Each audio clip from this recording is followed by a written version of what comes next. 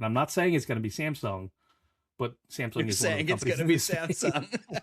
Hold on, Jay. Listen, hear me out. What if this time's different?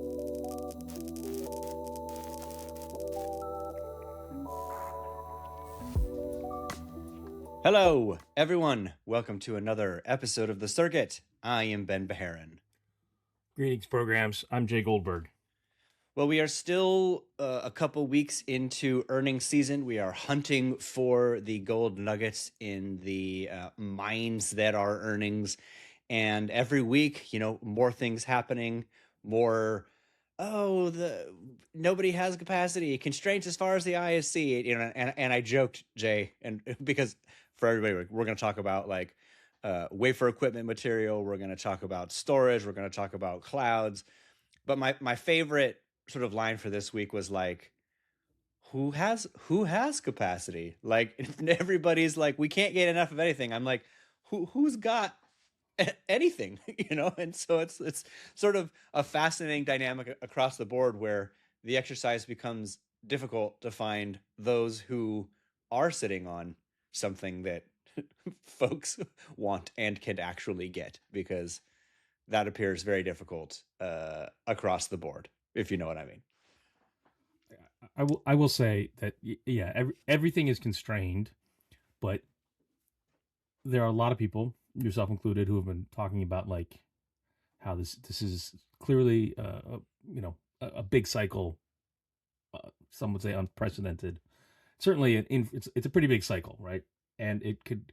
Lots of people saying it's going to go on for a very long time. We're so back; it's going to keep going. And then yesterday, I talked to a large portfolio manager who said it's all ending next week. Next week. Yes. And so everybody, those are your options. It's either years or next week. Yeah. I think though, like before we dig into this, and we'll start with wafer fab equipment, but I think it's worth just everybody noting that there really is kind of the two sides of this, right? There's savvy investors who are just cautious because yes, the commentary from everyone is capacity constraints, can't make enough, can't meet the demand of customers, yada yada yada. And I get that it makes a lot of people, nervous. And so I think balancing both sides of this coin is important because, as we pointed out last week, these vendors are going to be the last people to sort of see as demand really starts to slow down at some point. Now that said, I don't think it's 26, and I think because the semiconductor supply chain does take time to ramp, it will take some time. In fact, I saw though some chatter in my one of my investor discords today, or maybe it was last night, that a lot of people think, let's just to memory, for example, that prices will start to stabilize toward next year and then start to come down, in 28. So I say that just to say, let's watch. But the reality of, if people are thinking cyclicality toward the end of the decade, really hunting for those. If you're one of those investors that's concerned about, hey, it's all just gonna peak and then go, like, what signs to look for early. If your assumption is maybe 28 and whatnot is digestion period. So I say that with no conviction to myself saying what's what, only that these are what you're hearing in Scutterbugs. So I will say that I have no idea when all of this when cyclicality turns down. I just know that like all the tangible like actual data points I see are consistently positive, but then what scares me most is all the commentary, right? When people say, "Oh, we're measuring this in decades now," really? We're going to measure this cycle in decades? It's yeah. So and I think this point, because people have kept asking me the exact same thing, which is which is like, when's it going to end? And I'm like, look, dude, if we had that kind of crystal ball, like, we could all have so much more money. But the reality is, like, we don't know, and the supply chain really only gives you 12 to 18 months of visibility. Like, any read of that is 12 to 18 months. So I'm like, if you're telling me 2030, I was like, I don't know. I could maybe talk eloquently about 27, to mid early 28, but that's about it. Like that's about the degree of any confidence I'd have to make speculation of where we see the trend lines going. So anyway, I don't know how much of that right gets priced in. I think that's what I want to talk about specific to WFE as well, because you're up against just hard constraints in the space, and if you're modeling what hard constraints to be, a lot of that gets priced in. Like again, like we're going to talk about ASML. ASML can only make so many machines. Like it's not like they can turn a knob and go like, yeah, we doubled capacity this year. Like that's not happening. You got a pretty good read of how many they can make. Okay, they'll sell them all 100%, but once you know how many they can make, you get a good idea of their revenue. So anyway, let's sort of jump off with this. Let's talk a little bit about ASML. Lam was in there. KLA, again, commentary from all three of those names was to the moon. We can't meet customer demand. We've got so much demand to meet supply customers. We're talking about next year already across the board. I'm intrigued with, so I'll just stop. We don't have to talk too much about just core numbers, but just reads for those three companies. And then there's a broader point I want to make about why this cycle is particularly strong for WFE, which I wrote about this last week in one of my posts in the diligence stack. So thematically, earnings for WFE, positive, but go ahead. I think, I mean, I think all the numbers were generally good. Everybody, at least the KLA, Lam, ASML all reported, and they had good quarter, and then they got it above expectations. But I think in all three cases, the stock was down the next day, not by a lot, but it did confuse me. But their numbers are good, and just sort of the fundamentals. They have a lot of demand. People are buying everything, and I think what happened was, just to your point, is like they have constraints. They can only make so many systems a year, and they're going to sell all those. And investors somehow were expecting more, stronger guidance. That's it's one of these things where we're into the whispers and the actual printed consensus.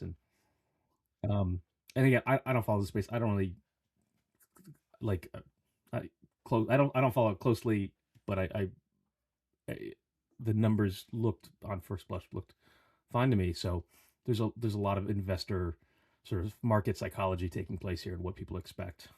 Yeah. And I think exactly to that point, like this is the black box of really just knowing, how capacity gets filled by WFA, because nobody goes around and has access right to fabs on a regular basis to sort of just figure out whose machines are doing what, whose machines are critical to which process, as it is related to any step of the process in a foundry. It's kind of a black box, right? But I thought it was interesting that Lam in particular, management was like, and this is a consensus viewpoint, but to come out with like a number on it, like everybody believes WFE, this market's going to grow north of 120 billion. What degree north of that, right, is up to you. But the Lam management was like, yeah, we see it going to like 130, 135, which is actually toward the top end of most people's estimates of wafer fab equipment for this year. But the point was they're seeing demand for growth, and obviously Lam is also in there for memory in what they do in memory machines and etching. But the overall sort of strength of that, right, narrative too, is that yes, it's going to grow. Who's going to share capture? While at the same time, we're literally talking about companies who have a pretty entrenched. I mean, in ASML and to some degree KLA's case, they have little monopolies in factors of this, right? It's not like there's a lot of other players. It's really just about how much growth can you attain in a market that's growing, knowing that we're also up against constraints like greenfield capacity, clean room space in TSMC's case, right? They would buy a lot more. They just don't have all of the space. So I think those dynamics are maybe sometimes misunderstood, but at the same time extremely interesting. But you do have them talking about they're up against constraints and supplying equipments that they need to make their materials, while at the same time trying to deal with both greenfield growth, to some degree conversion or replacement of older fabs, which I want to talk about in a second, is an interesting dynamic coming to WFE. Um, but anyway, the word of the week remains constrained, I guess. That's I published that note like 2 weeks ago where I said this year's theme is constraints, and Yeah. I was kind of like half kidding, but I'm gonna stick with that. Look at me predicting something. Um, just as we were talking about it, it occurs to me what actually what I have a theory on what happened with stocks this week is TSMC reported 2 weeks ago they were very bullish. Even for them in particular, they're very bullish, and they raised their capex numbers. Intel then came out and said we're not abandoning 14A. They're not necessarily doing it, but they're not abandoning it, which people took as very bullish. And then memory went through the roof. And so I think what happened was expectations got very high for WFE. Right? If TSMC is raising its capex guidance for the year, surely that should flow through to all these other companies as well. And there's a B in here again. So expectations got high based on those what we were hearing from the foundries, and it wasn't quite as good as people expected, or people just sold, made some profit and sold. Yes, I mean that's true. Okay, so I did some deep diving on this because at CES, even a little bit post CES, I did have an opportunity to meet with a handful of folks in wafer fab equipment supply chain, and I was sort of trying to get to the root of how can we articulate what's going on here, and why a step change in process node moving to advanced packaging as sort of a fundamental design point away from monolithic-ish stuff kind of changes how we view or how I should think about wafer equipment. And so what it boils down to is the root of this is that as you move to these more N2, A16, 14A, even to some degree 18A, more complicated steps, more complicated layers in each process of producing that node means that you have far less reuse of equipment from older generations, right? So I dug into this. I published a chart in my WFE why this time is different, where basically it shows the transition from N7 to N3 in TSMC, moving from high reuse in tools where it's DUV or EUV, all the way now into N2 to A16, where reuse is like less than 20%. So basically, to move to the advanced nodes requires all new equipment. So every greenfield expansion of capacity that they're doing is new equipment, because you just can't use almost any of the older any machines in older steps. And so it's driving if we believe that X%, 20, 30, 40%, or whatever your transition is, to advanced nodes over the next 3 to 4 years, whatever model you want to use, that's all new equipment. And so the share or the dollar amount of necessary spend for WFE goes up when you build a greenfield plant and you really just hardly can't use anything else. And this includes memory. This is memory and logic and a whole slew of other things. Obviously, in advanced packaging, all sorts of new materials and machines are coming into advanced packaging to automate this step of hybrid bonding and whatnot. So we're at the very beginning of this point that I'm making, that a lot of this greenfield expansion to new nodes needs greenfield and fresh equipment, not any kind of reuse in the past. And that's what's driving the cycle. Now, again, how long? I don't know.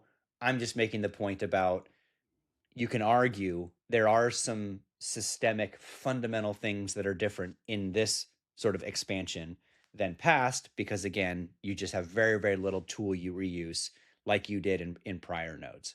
So take that as you will. It's something to impact in how this gets modeled. But that's the point they're all making. The WFE makers is this is sort of like greenfield growth expansion. A lot of what we're making for the bleeding edge, for backside power, for new transistor development, and for advanced packaging, this is just all new equipment that they need. So that's my main point in how to view this as a little bit of a different cycle for WFE than prior years. Jay's nodding in I'm agreement. agreeing. I take your point. It's a fair point. Um, let's there's a theme in here we're going to come back to. Let's keep going because I think there's a topic that's going to keep coming up. The topic that keeps coming up. All right, so as we look through WFE, part of that expansion is also into the hyperscalers and what they're telling us. Microsoft and Meta also reported this week. I thought this was super interesting. Meta was up, Microsoft was down. It was pretty clear why, but obviously the people who are uh, monetizing the software that the semiconductor industry is making the picks and shovels to monetize those tokens tell us a lot. And we've got Google and Amazon upcoming, which will be fun. But what was your overall take, Microsoft slash Meta? And let's dig into cloud hyperscalers. So Meta reported good results, good guidance, and increased their capex a lot. I think they're at like 130 billion this year. Big number. Basically, all of their free cash flow this year, and probably then some, is going to go to capex for GPUs. Microsoft reported good headline numbers, but in certain categories, the ones that touch on AI, the numbers were disappointing to some. They increased their capex too, but by nowhere near as much as Facebook, and their stock was down pretty sharply the next day. And the very quick analysis I saw of sort of the headlines was Facebook is seeing accelerated growth because of AI, and so got rewarded for that by the street, while Microsoft isn't seeing the gains from the benefit from AI, and so its stock was punished. And I don't know that I agree with that analysis. That's the headline. I think if you dig into it some, it's less. It's not clear to me that either of them are really benefiting from AI, but they're both going to spend a lot on it. Yeah. Okay. So I take your point. Uh, I think you're right that they both are still. I mean, digesting's the wrong word, but like they're still working through what the economics, right, in which they benefit from, whether that's meta and ads or recommendation engines. I think exactly your point. The read was people were like, oh, they're doing really what Meta is doing really well with AI. Like they're seeing the dollars, they're spending, they're investing in infrastructure, they're writing the software to do AI ads, which, for everybody's sake, still suck on all of their platforms, but so be it. Like not good, but maybe this is working for a portion. And they're seeing the dollars, so here we go. Um, Microsoft, I think, is a really interesting one. And I want to make the point that there's something about that came out in their commentary and then some stuff I saw on Reddit that's interesting that I think is applicable to Amazon and Google as well. But first of all, the expectation was that they were going to do north of 40%, right? Cloud growth. And it came in at 39, I think, and a half or something like that. So people wanted better growth. They were basically like, we can't meet demand. And Amy sort of said, we had to allocate compute into different parts of the business if we would, if it, which includes internal software, of Microsoft needing compute. And if they would have put it all toward cloud, they could have seen north of 40%. But this is fascinating. The Microsofts, Amazon, and Google of the world are fighting. There's internal software teams are fighting with the sales and cloud CSP business for capacity. Like they all want capacity. So this Reddit got shared where a Microsoft employee who must be on somewhere in internal software, I don't know if it's Teams or Office or whatever, was like, we keep requesting more compute access. We need more tokens for our work. We basically, there's a long line of people inside Microsoft software teams sitting there waiting for capacity. And so you have this fascinating, who do you give it to? Your business, right? Your CSP business that you can put revenue to, or your software business, which also contributes to revenue in other parts of the business. And so these constraints at these hyperscalers create this interesting dynamic. And that's where, the other part of this is Microsoft announced, Maya 200 on Monday. But they were really clear. This is largely for internal workloads. Like the narrative that this is for our internal software teams was so clear and strong. And that's not something that Amazon says with Trainium or Google says really with TPUs, right? The emphasis is broadly on TPUs for everybody, yada, yada, yada. Yes, we know internal teams use it a ton, but this just shows you, even if you want to come back to GPUs versus custom silicon in some form of a debate, and then appreciate the constraints that internal software teams are at, if you can build custom silicon for them, free up GPU capex that you're spending for those in which you need to monetize tokens to make this spend work, that makes sense to me. Like viewing it in that light.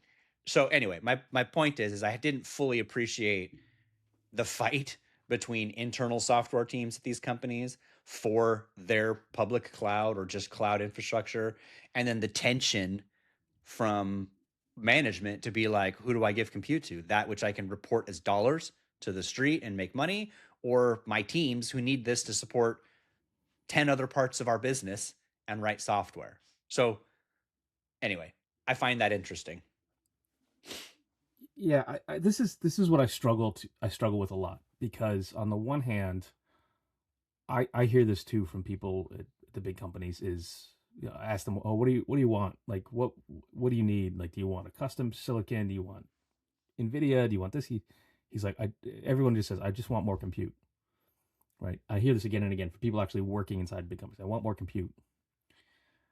But then I don't know that, you go back historically, I think that's what everybody probably always says. I want more compute.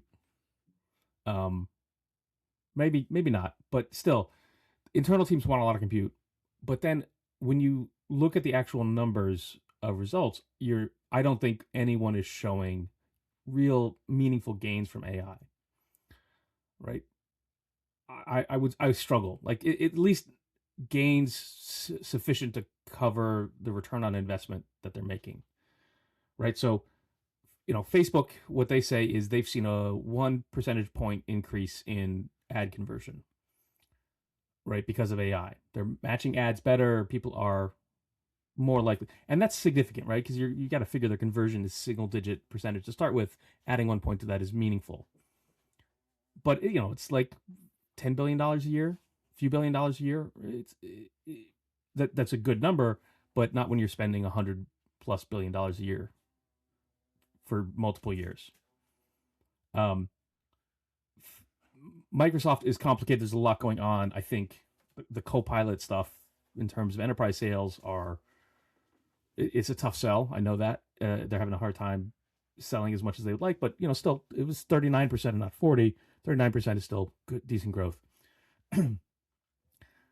But then, in particular, Mark Zuckerberg, somebody asked him this question on a call: what are you using this AI for? How do we look at the gains?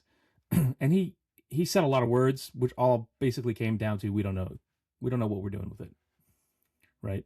I'm sorry, I don't mean to make him sound confused, but he was just very very direct in saying, we don't know, we're still trying to figure this out. Right. What is this going to be all used for? And I think that's very much, we're not just trying to figure out the economics of compute. We're trying to figure out basic use cases, what's going to really matter here. Yeah. And I think that was very much on display in both of their earnings. Yeah. Yeah, I think there's a part of it too. I mean, Microsoft, seems to be still pretty optimistic in the ramp that they're seeing in Copilot, being again that it's early days across enterprises, but they're seeing a lot of enterprises sort of adopt the full package as a part of Office, and M365. But I think again that comes back to, what's that trend line over time. If there is an unlock or a productivity unlock that comes with, copilots and agents, again, their teams still need, the compute to write that software so that they can take advantage of it. And so I think again, and for Meta, you're exactly right. Like they don't necessarily have this competing, right, difference between internal and external. Their fight for compute is purely all internal, right? This is just their engineers, their company writing software across their assets. Whereas Microsoft, Amazon, and GCP, Google have that tension in those software teams. And so I think, again, how they strategically allocate compute, again, noting that this is what custom silicon largely has helped solve, is free up compute for, your internal team so that you can sell your CapEx spend, your larger CapEx spend in GPUs to third parties. I think that's interesting. But again, and broadly to your point, the challenge is nobody breaks this out, right? Nobody says, hey, I spent, $60 billion or $70 billion in AI compute and I made 30 billion from it. Like that does not exist. We estimate these things, but that number doesn't exist. It doesn't exist because it's not just an accounting question. They're hiding the number. It doesn't exist because it's not really there yet. It's not material yet. Yeah, I mean, I have to imagine that that's why they're not sharing it. I mean, they're certainly tracking this, right? Microsoft's been pretty clear. In fact, I think one of the knocks on them was this somewhat pragmatic tone from management that was sort of like, look, we're going to be pragmatic about this. We're leasing and or we're acquiring data center assets to what we know or we believe we can fill with compute requests, meaning that they're trying to sell the story that they're not actually overbuilding, they're managing, balance sheet to demand. It's fine. If you're Amazon and Google, you got to do this too. Like nobody should come out and be like, we're going to spend $10 trillion and hope that we can make money off it. It's like, fine, take a pragmatic approach. I get it. But you have to imagine that they at least see some, I spend, $30 billion, I make 10 or something like that. Like to a degree, there has to be something that they know in order to keep justifying it. I mean, maybe I'm being too pragmatic myself or optimistic, but I would just assume this is how you would do it, is that yes, we're seeing correlation to our CapEx spend to a number that we believe tells us this number is going to grow. Yeah, I'm saying it's not there. Okay. Jay's taking the under. Right. The under on the. I'm not saying it'll never be there. I'm not saying it's Yes, all wasted I am. investment. What I'm saying is they don't know fully what levers to pull, what the business model looks like, beyond the sort of very small incremental gains, Right. that are not tiny, but still not enough to justify the full expense. Yeah. So the other thing that came out of Microsoft, what was your take on the percentage that they said was relative to OpenAI, which I believe was, I don't have my note with me, but 45 or 48%. It feels to me like, one, I don't think they've shared that number before. So they shared it for a strategic reason, which either means it's less than people think, even though that's a big number. Maybe people thought it was 60 or 70%, right, of their commits. But it kind of feels like they shared that because they felt like it was a positive indicator, that maybe they're not fully dependent, but that's also a big number. So I'm curious. That was an interesting call out. I think it was the former, which is people had I'd heard numbers that were 80%, 70% of Microsoft AI demand was going to OpenAI, and so I think they put out the 50 to say it's much more balanced than that. I will admit, like, I don't want to beat up Microsoft too much because I actually think they got sort of like, I don't know about the stock price, but just in terms of like criticism of management lately, it's been overdone, and I feel some sympathy for them because they're in this weird place where they have a lot of investors starting to question like, what are you spending this on? You should be seeing, more AI gains. But on the other hand, you have a large camp of investors who are saying, oh, you missed out last year in 2024. You slowed down spending. You got to go faster. And so they're a little bit stuck. And I think they're just, I think they're just navigating that with sort of hard numbers, just sort of try to recontrol the narrative around them. Because there are still people out there saying, "Oh, you need to buy, go, go, go." Yeah, look, I 100% think Amazon and Google are going to say the same thing. So this is the point I'm going to make, right? And Ben, being an optimist, sort of feels like this makes sense to me. I get the flip side of the argument, right, that you're coming to, but this was the analogy I used, right? Uh, every AI hotel is full, and there's a long waiting list and line of customers to get a room. And you're in like luxury town, right? You're building out the next best luxury island experience, and you've got a year's 200% backlog or 150% backlog. Why would you not invest in another hotel? Like, that's, I think, the line thinking of, we've got so much demand, we're able to hold rental rates, like rental rates aren't crashing, there's no digestion happening, so why not build another property? And we should be able to go fill that if we've got 200% capacity. So that's the view I think they're taking in terms of right investment, that they believe. Right now, I get people are like, okay, well, you've just spent a bunch of debt, maybe make sure make all that money on that, clear the balance sheet before investing in which is 100% with you. My wife is a budget freak. She loves nothing unless we have the money, so I get it. But I see the dollar signs, right? You're Microsoft, and you've got all these hotels and in luxury land, and you look next to you and you're like, there's a bunch of open space. Why don't I just buy that land and build another hotel? I'm gonna make money off it, like, at some point. Granted, it's very expensive to make said AI hotels, but I get the tension.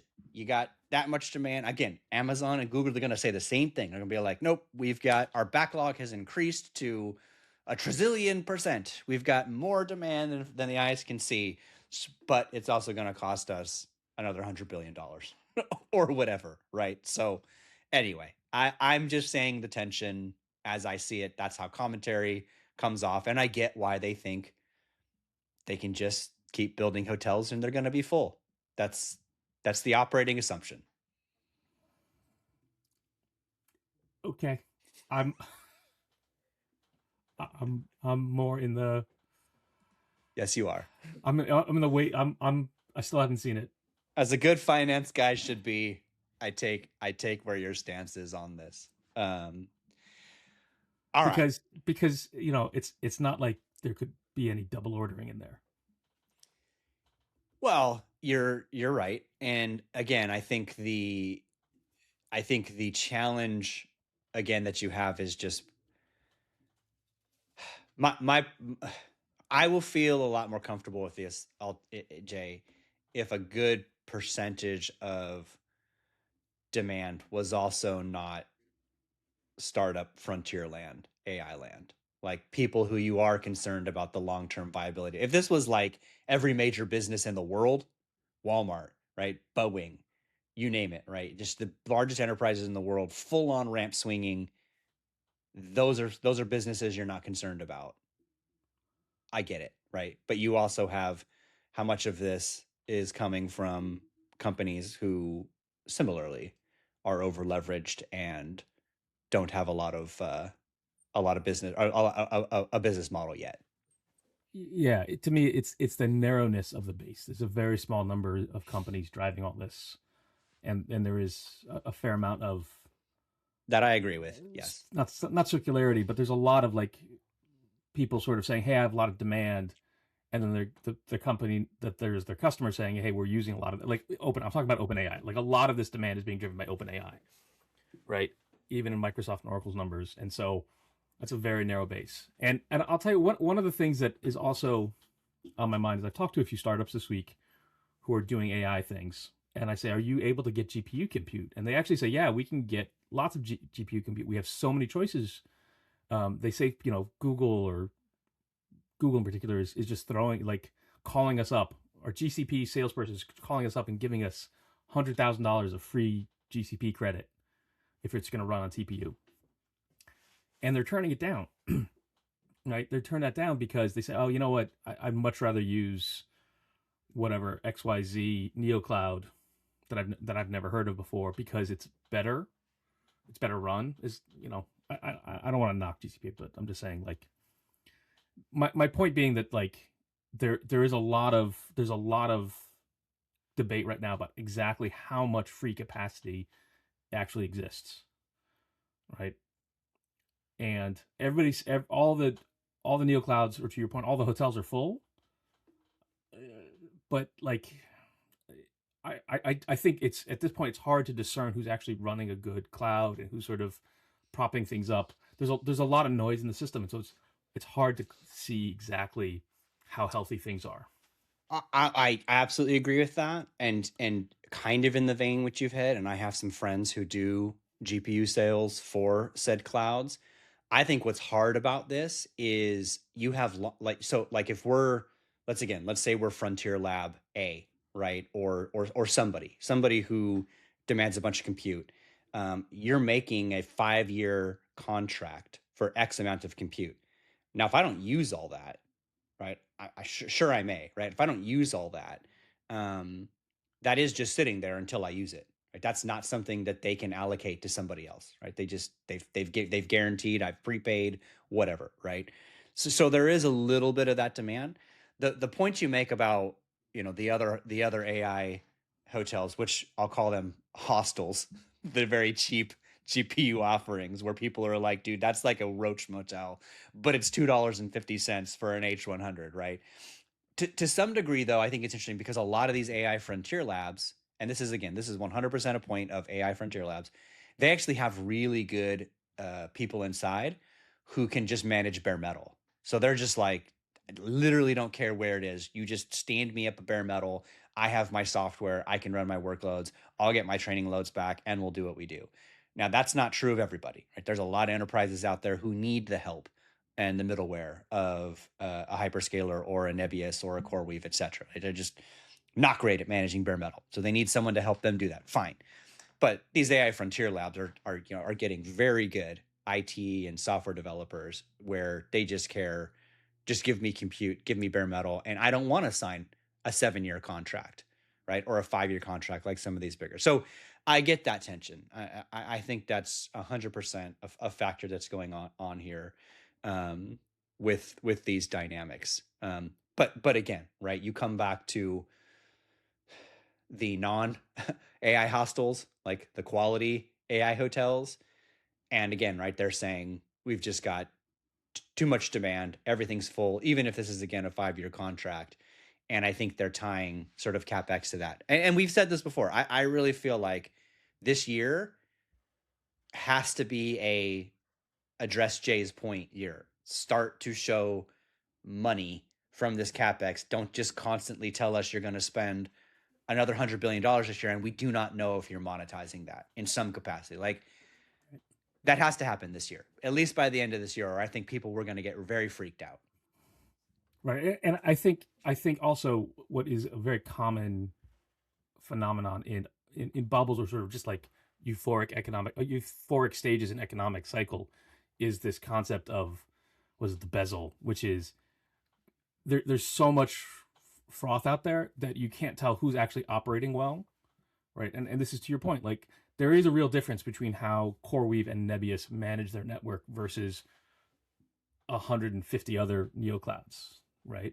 And the problem is like you can't see that in the numbers, right? Because it's distorted, right? If everybody has lots of capital to throw around, whether they're getting it from SoftBank or they're getting it from the bank or whatever, there's lots of capital flowing around. That means that even like less efficient companies can still put in good numbers for the time being because they're operating with fewer capital constraints. And I think that's what gets distorted, is that the good companies, the ones that actually know what they're doing and have a sustainable, longer term competitive advantage, aren't aren't able to see that because there's so much competition out there that's being propped up by cheap capital. Yeah. Yeah. Um, for another day, perhaps, but just so everybody knows, the other thing Jay and I are rigorously working on in the back end is what the credit to lending to leasing capital looks like on the back end, and yeah, it's pretty interesting.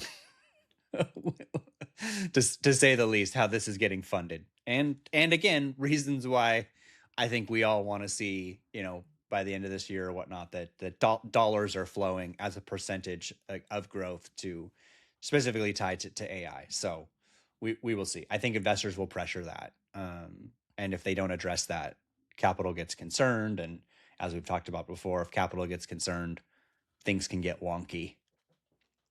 Yeah, I think we're starting to touch the edge of that, and we saw that with Microsoft and Facebook's divergence this week, where you're starting to see investors ask questions that a year ago they weren't asking. A year ago, if you would cut capex, your stock would go down, and this year, people are starting to say, "Wait, what's the return?" And so Yep. I'm not, and again, I don't know when things turn down, but I do think people are starting to ask those questions more. Yeah. All right. So let's jump to. I just wanted to also talk about storage because this was interesting. Uh, SanDisk had like one of those earnings calls where people were like, "Man, this storage thing might really be something," despite all the commentary coming into this about like KV cache and storage systems and how important it is, just like memory. Like, in fact, it in many ways is very similar to memory in its use case that it delivers to the end use case, whatever that be. But the world has, I guess, woken up that storage is going to be a massive glut. They are sort of like sitting there saying, hey, look, we got people talking about selling out through 27. Oh, okay. We can't make enough storage. Obviously, Seagate had similar the week before, and then Western Digital this week. Yeah, it's storage is the new memory, I guess, in terms of the optimism and the reality that you can't get these constraints, this supply met. But I don't understand what happened with the stock, because it went up like 15%, and SanDisk's already like 580 or something like that. So it goes up to, I'm blanking, but say like it was north 620, it was something like that. 15-ish, 16%, and then dropped like in a day, just a steady decline. Still up, I think 5-6% at the end, so fine, but like up from what it was back in the high fives. I'm not exactly sure what the heck happened with that, because it's not like the shape. Maybe people just really thought that it was overvalued. I mean, again, the point that was made, we got people buying us through 27. Fantastic. It's going to be true of all storage. Great. But then there was this crazy correction that I never really got a good take on. Yeah, just so stepping back, some context. SanDisk reported on Thursday, it's just incredible numbers, like just huge beat on the quarter, huge increase in guidance, incredibly bullish on the call. Um, People want to buy everything SanDisk has got, and the stock was up huge that day, and then gave all of it back the next day. Um, and on Friday, yeah, I guess they reported Wednesday. Stock was up huge on Thursday, and then falls all the way back down on Friday. And I think that to me is again another warning sign when the market starts behaving kind of irrationally like that. Excuse me, not irrationally, but like extreme levels of volatility, where small things can move it a lot. That's sort of that's a warning sign to me. That means people are sort of losing. I don't want to say losing confidence, but there is a lot of debate back and forth in the market, and in also in context, you got to remember, like, SanDisk stock has basically doubled in the last, what, 3 months? Yeah, in the last like 6 months, SanDisk stock is up 1,000% over the last 6 months. I mean, something crazy like that. Um, and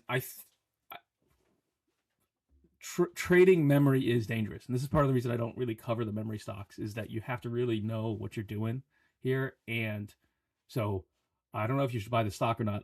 I do know that if you're going to, you need to be very, very careful and do a lot of historical research because um, this thing's run, and I know people look at sort of just the base metrics like PE, and it looks cheap, but like it's cyclical. It's heavily cyclical. Dude, what are you typing? Sorry, go ahead. Taking down every word I say. I know you should. I had a note to myself. I got to make notes while we talk. I know, I know, I know. I do that too. So, but like, yeah, SanDisk is as much about investor psychology this week as it is about performance because the numbers are fantastic. Right. And I listened to this call. I've actually read through the transcript too. Somebody actually asked them at one point. They say, "Hey, there is so much demand in the market. Why don't you SanDisk show a higher degree of urgency?" And the SanDisk CEO said, "We think we are showing urgency, right? Because what's going on here is like there's all this demand, and there is now pressure on in the form of this question: why aren't you doing more? Why aren't you expanding share to gain more?" And the big memory operators and storage too have been through a lot of cycles, right? There's a reason there's only a handful of these companies left. There used to be dozens. Now there's only three DRAM guys and a handful of storage guys because it's cyclical and they're nervous and they know that they have to spend a ton to increase capacity. And we talked about this last week with TSMC. Is like, oh, you're going to build a $30 billion fab. You better be really sure it's going to be full. Yep. The memory guys have that same problem with the added dynamic is that they don't have a monopoly. They're in a triopoly. Yeah, exactly. And they have to watch the other guys. And so a lot of what they say is messaging to their team. In fact, in the week ahead of, I think it was SanDisk's earnings, a few days ago, there was this story that popped up like, oh, they're expanding capacity heavily. And I think people were misreading a very small news item about their joint venture in Japan. It was kind of misread. But this is the worry now, is that like the big memory and the big storage makers are all going to now start signaling to each other, right? Are you going to raise capacity? Are you going to raise? I'm not going to raise capacity if you don't raise capacity. And they've been playing this game for 20 years now. And so a big part of it is who's going to say, hey, we're doubling CapEx next year to really grab all this share. And I'm not saying it's going to be Samsung, but like, man, I want this to happen so bad, dude. Just because of how entertaining it will be. I really want someone to do this. Right.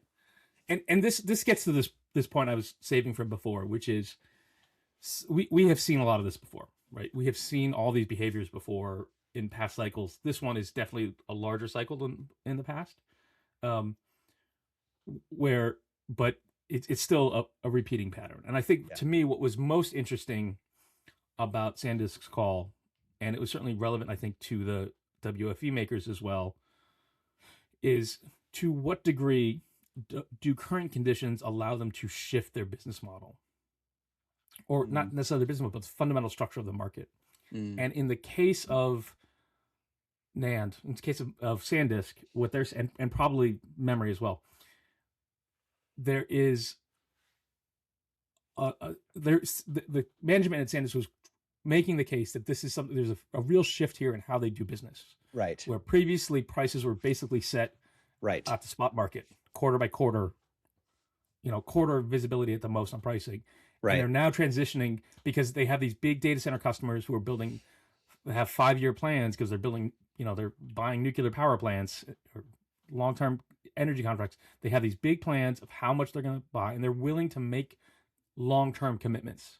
And so everyone's locking in pricing, right? And that is a big change for the storage and for the memory market. And to what degree does that sort of change the dynamic going forward? It still leaves large categories of demand that will remain sort of priced at the spot, but there is something. I mean, like, I hate when people say this time is different, because it never is. But there is some portion of memory and storage that is shifting, that is giving them a little bit more longer term visibility, that should help them. But still, I guarantee 6 months, a year from now, one of them will break ranks and say, "Oh, we got to add capacity. We're going to double our capacity." And I'm not saying it's going to be Samsung, but Samsung You're is one of saying the it's going to be companies in this Samsung. Hold on, Jay. Listen, hear me out. What if this time's different?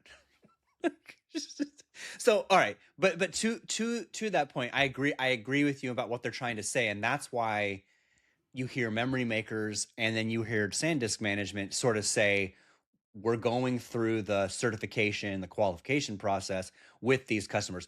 They're talking about how each customer has a little bit different of a design in need, right? So like you said, it's not just I buy it, it sits on a shelf, I plug it into my widget. It's like I do need to certify it for the instance or the design factor that it's being. And memory is the same way, right?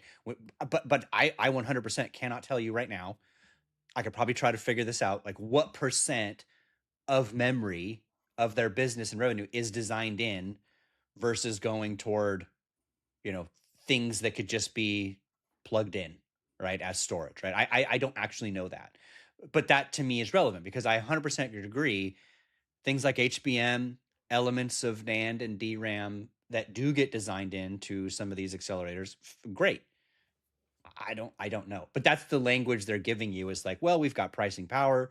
We're going to maintain some of that degree of price elasticity because those highest volume, highest ASP parts of us that's getting certified and designed in, that's lock in. Like, that's guaranteed, right? Somebody comes to them and says, I need X amount of storage because it's going into my super pod in 2 years. Like, they're making a bet. They may not sell all that many, but they're making that bet, right? And so that's far more predictable than buy a bunch, sit it on the shelf, strap it to my PCB because it's in a, you know, an iPhone or a computer or whatnot.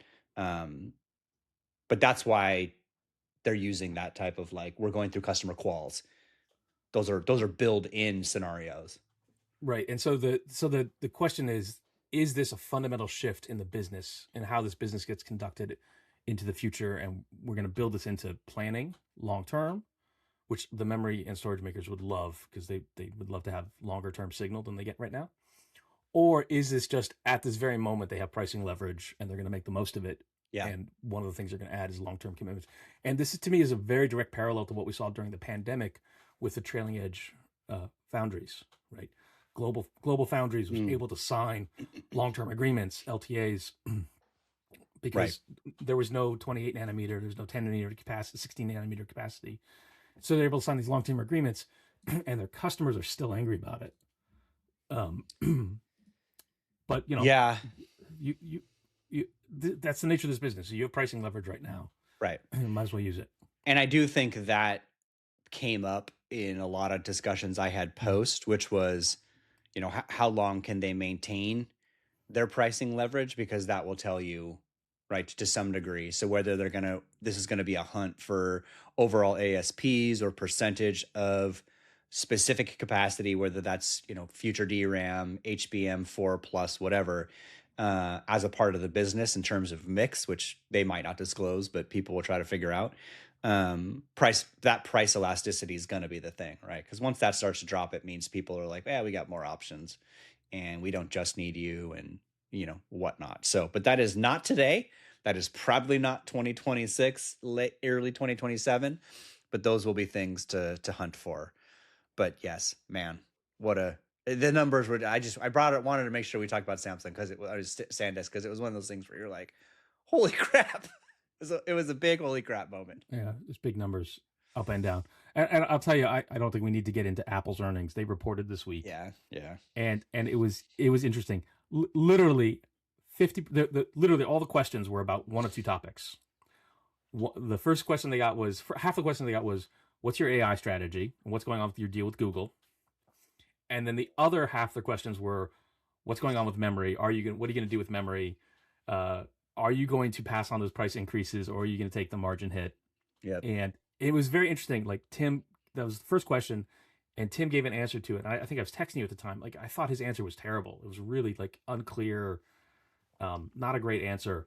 And then as the question kept coming up and up, and he was elaborated on it, I realized what's going on is he does not want to tip his hand publicly because he's right now in the middle of having a very tense Of course. negotiation with Samsung. And so he's not going to say what he's going to do with that. He does not want to let Samsung think that investors are going to sway him one way or the other because he wants to, it's a very tough negotiation taking place. I would imagine Apple is known as being a fierce negotiator and aggressive supplier, customer of suppliers. I would imagine that what is happening right now is one of the more fascinating negotiations that they have ever had with a supplier. In a lot of different dynamics. So, but I agree with you. It's just kind of one of the first times that we haven't really touched on Apple. I mean, they had a good quarter, the business is fine, but memory comes in, and to be honest with you, it's not just memory. I know that this sounds crazy, but storage is going to be an issue. And as I said, if you want this wonderful experience that more memory on devices is going to give you for AI, that's also directly related to storage.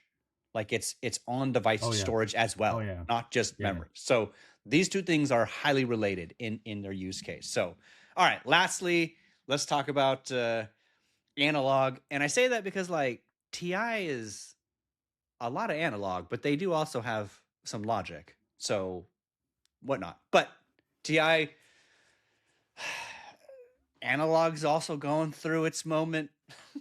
So We've seen so this for 6 months, but we're getting long. I can sum this up in 1.5 okay. minutes. All right, here you One go. minute, let's say. All Go right. for it. Go for it. TI has for the last several quarters sort of struggled in comparison to its peers. Typically, the analog companies all trade somewhat in tandem based on the sort of macroeconomic or industrial cycle.